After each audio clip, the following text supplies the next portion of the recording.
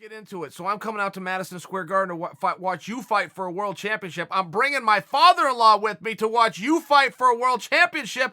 And now I find out you won't be at the Garden fighting for a world championship. Tell me what happened. Well, first off, Uncle Chael, I want to talk about, I'm a little delighted and frightened at the same time talking to you again. I'm delighted because you've had my back since I was a little kid wrestling in Oregon. You've always supported me since the beginning. But I'm a little bit frightened, Chael.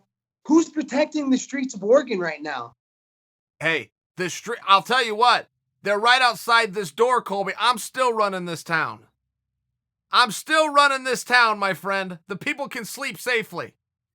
Okay, I had to know. I was a little bit nervous. Well, if we're here and you're there and I'm here, I don't know who's protecting the streets of Oregon. We need to keep the crime off the streets of West Lynn. Oh, we could definitely use you. I thought you were insinuating that I left. No, I'm still here, man. I was born in West Lynn. I will die right here. That's what I like to hear. I got to ask you, though. So tell me, Colby, what happened? So you and Kamaru are going to fight? You guys got to fight, right? You got a belt and he's got a belt. That doesn't work. So you guys have to get together. Tell me what happened. Yeah, there's only one fight to make. Everybody knows it's only me versus Marty Fake Newsman for the unification bout. There's so many different angles that this fight plays. But what happened is, he never signed a contract. He was refusing to fight everybody, Chael. Not only did he refuse to fight me, he refused to fight George Masvidal. He refused to fight Leon Scott. He doesn't want to fight anybody. So, how can I fight someone if they don't want to fight anybody? Okay. It's not Leon Scott, by the way. It's Leon Edwards. Who's Leon Scott? Who is Leon Scott? I'm going to have to go Google that. I know there's something funny there, but I'm missing it. I don't even know who that is. Who's Edwards? Leon Scott? Who's Scott? Did you say Eves Edwards? Did you say something about Eves Edwards? I'm going to have to go look up Scott, but I love where you're going with that. Okay, you got to tell me this. So first off, that fight isn't going to happen, or at least not at Madison Square Garden, Colby. Are they still in talks for that fight's going to happen? There's no one else to fight you. It would be unsafe to put anybody in there that wasn't the top guy in the world. For actual harm and fear. They can't just move you down the ladder and throw in a number 6 or 8. That's just not responsible. The other side of the coin, who's going to fight Kamaru? It's kind of got to be you. You got to fight him. He's got to fight you. I want to understand this, but something's missing. So are we looking to do this at a different date? I guess that's what I'm asking. Or is this talk off the table for now? No, the talk's still on the table. Potentially they're talking about maybe doing Vegas in December.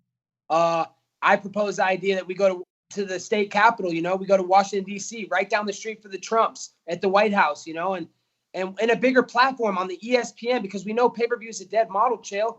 It hasn't been the same since you left.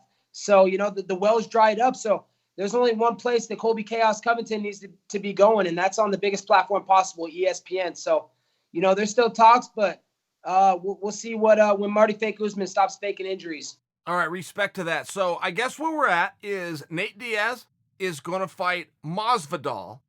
Is there any part of Masvidal now being the headliner, which in fairness was your spot? Is there any resentment there? Is that, hey, good for you, and when do we start training? Where's that all stand? As far as him, there's no resentment because I could care less. I'm a better athlete. I work harder, Chael. I bang harder chicks. I make bigger paychecks. Why would I care about anything he's doing? He's fighting for the journeyman title. They said the BMF, they meant the JMF, the journeyman motherfucking title. So he's 50-50 in his last 4 fights, Chael. He's 2-2. If you look at his last 10, he's 5-5. So he's a jobber. He's a bum. I could care less what he's doing. But all that matters is the business between me and Marty Fake Newsman at the top of the division for the world championship fight. I'm not worried about that Stockton soy boy Nate Diaz. What's he, 1-1 in the last 3 years? He got wiped up on the mat by Rafael Dos Anjos. He got wiped out by Dungham Kim. These are 2 guys that I completely outclassed, Chael. And, so those guys they're irrelevant in the division. They're fighting for gatekeeper and journeyman titles. I'm just wondering, though, because I did hear some of the comments that Dustin Poirier made after, his loss to Khabib. And I'm just wondering, when you show up to practice and these guys show up to practice, is things weird? They're your teammates, but you are the champ. How's that work? Yeah, things are definitely going to be weird, and it comes out of jealousy and bitterness, Uncle Chael. These guys, they're wishing they could do what I do, and they're mad that where I'm at and what I do for a living, and they wish they could make the paychecks. So, there is going to be a little jealousy. There might be a brawl in ATT, we might come fist to blows. So, I'm prepared for anything. The thing is that these guys are talking a lot, but they know what would happen if they step to me. I beat their ass. So, I'm not really too worried about them. They got to worry about me. So how does that work? I mean, let's say practice is tomorrow at 3:00 and you show up and they're going to be there. I mean, do you guys say something? You just get on the mat? Do you stay on separate sides of the room? What's that look like?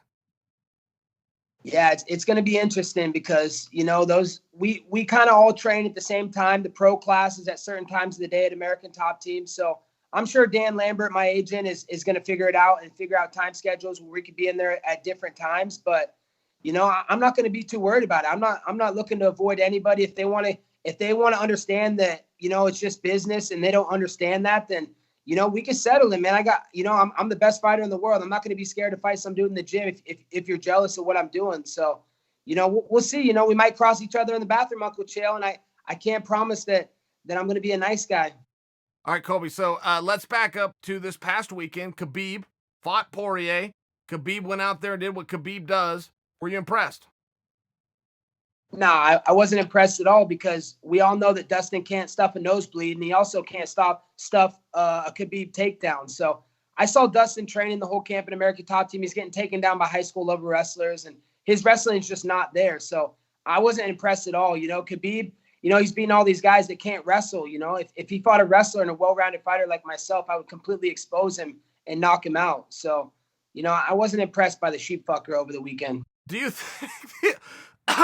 think that there is any chance that he changes weight classes to 170? And the reason I ask you that, Colby, is he has seemed extremely disciplined in many of his call outs, or even being called out by George St-Pierre, of saying, come down to 155 and I'll fight you. But I couldn't help but notice how disciplined he was to say 155. He doesn't appear to be a guy that's interested in the champ thing or coming up for big fights.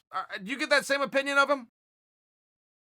Yeah, I get that same opinion. Before I had my doubts, he was missing weight at 155, and it looked like he was surely going to have to come up to 170. And I was licking my chops because I know how easy a fight that is because the guy can't strike. All he can do is wrestle. And that's something I've been doing since I was 5 years old with you up in Oregon. So they're not ready for that Oregon wrestling pressure, Chael. And, there's a reason he's staying at 155. He knows I'm the king of the welterweight division. He knows that's a terrible matchup. So, I'm not surprised. Of course, he's going to stay down in the little kid weight class while I rule the men's weight class. Of course. All right, Colby, listen, I miss you, buddy. I got to tell you, I'm happy to talk to you. We do miss you out here. You got anything else you want to get off your chest? Do I have anything else? I mean, that's pretty great. I'm just getting ready for the next fight. I'm ready to go. I'm healthy.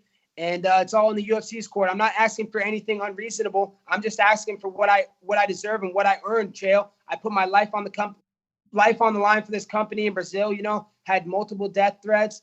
I went out of my way to Australia to sell shows for the UFC, and I've returned everything. I've under promised and over delivered. Some of these guys, they over promise and under deliver. So, they need to pay me what I deserve and just something fair. I'm not asking anything reasonable. So UFC, make this right. You've convinced me, buddy, and I hope that they do. Colby, we will see you soon. Talk to you soon, buddy. Have a good one.